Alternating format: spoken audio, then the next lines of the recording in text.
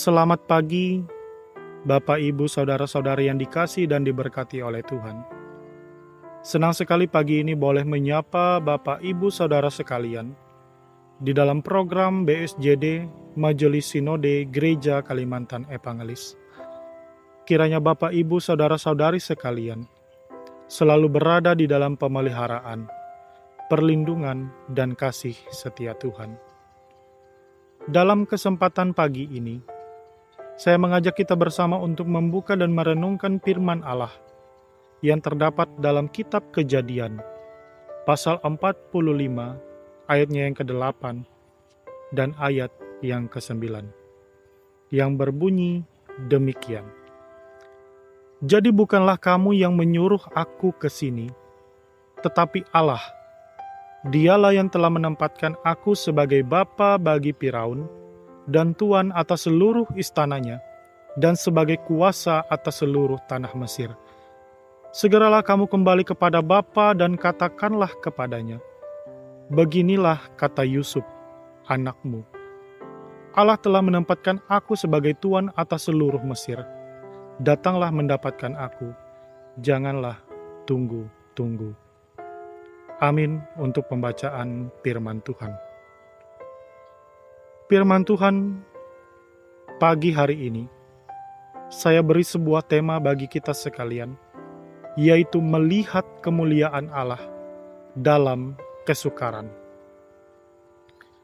Bapak, Ibu, Saudara-saudari yang dikasihi Tuhan, dalam menjalani kehidupan sebagai manusia di tengah-tengah dunia ini, tentu ada beberapa hal yang harus kita pahami dan kita mengerti.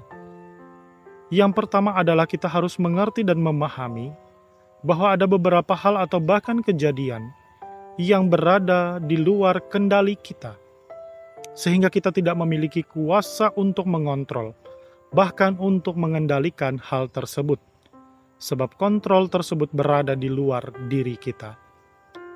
Dan yang berikutnya adalah beberapa hal atau bahkan kejadian yang berada di dalam kendali diri kita sendiri. Kita memiliki kuasa untuk mengontrol dan memiliki kuasa untuk mengendalikan respon ataupun yang berkaitan dengan perasaan yang kita alami sendiri. Saudara yang dikasihi Tuhan, firman Allah yang menjadi dasar perenungan bagi kita sejatinya berbicara tentang bagaimana peristiwa yang Yusuf alami ketika ia dijual, bahkan tidak dianggap berharga oleh segenap saudaranya pada saat itu. Sebagai manusia yang memiliki perasaan, tentu peristiwa yang dialami oleh Yusuf bukanlah suatu yang menyenangkan untuk dijalani bahkan dinikmati. Lantas, respon atau perilaku yang bagaimanakah sepantasnya Yusuf tunjukkan terhadap saudara-saudaranya yang telah berbuat jahat kepadanya?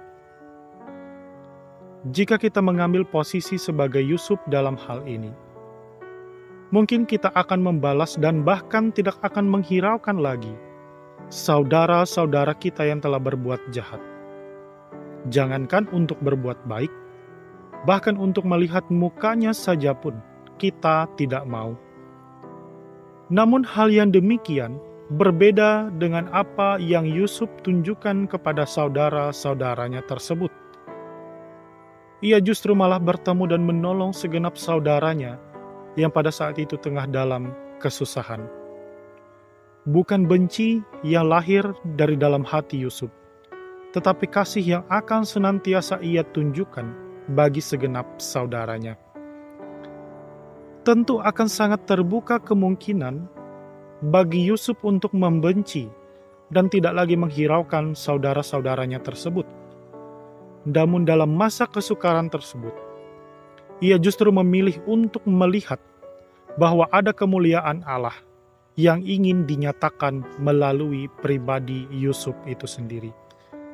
Allah menjadikan Yusuf sebagai penolong di tengah kesulitan dan kesusahan yang dialami oleh saudara-saudaranya pada saat itu. Dan dapat kita bayangkan apa yang akan terjadi jika Yusuf tidak mampu melihat rencana Allah yang telah dipersiapkan bagi kehidupan mereka dan lebih mementingkan ego dan amarah yang ada di dalam hatinya saat itu. Namun karena Yusuf memiliki kontrol penuh atas respon dan tanggapan yang akan ia tunjukkan kepada saudaranya, ia telah menolong dan menyelamatkan saudara-saudaranya tersebut yang telah berbuat jahat kepadanya. Sebab yang menjadi fokus Yusuf bukan kepada hal kejahatan yang terjadi pada dirinya, karena ia tidak memiliki kuasa untuk mengendalikan hal tersebut. Tetapi Yusuf dalam hal ini menyadari ia memiliki kuasa untuk mengendalikan perasaan atau respon terhadap saudara dan respon terhadap ketetapan Allah yang dinyatakan di dalam hidupnya.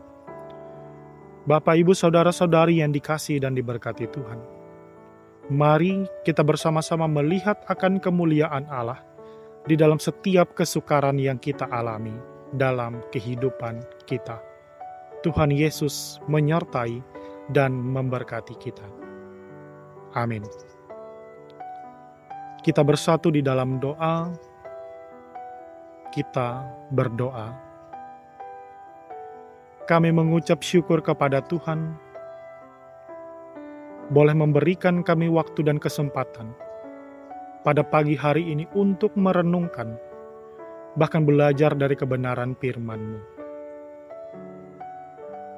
Kami percaya bahwa Tuhan yang akan memampukan kami, segenap jemaat-Mu, untuk mampu melihat akan kemuliaan Allah di dalam setiap masa-masa sukar yang ada di dalam kehidupan kami.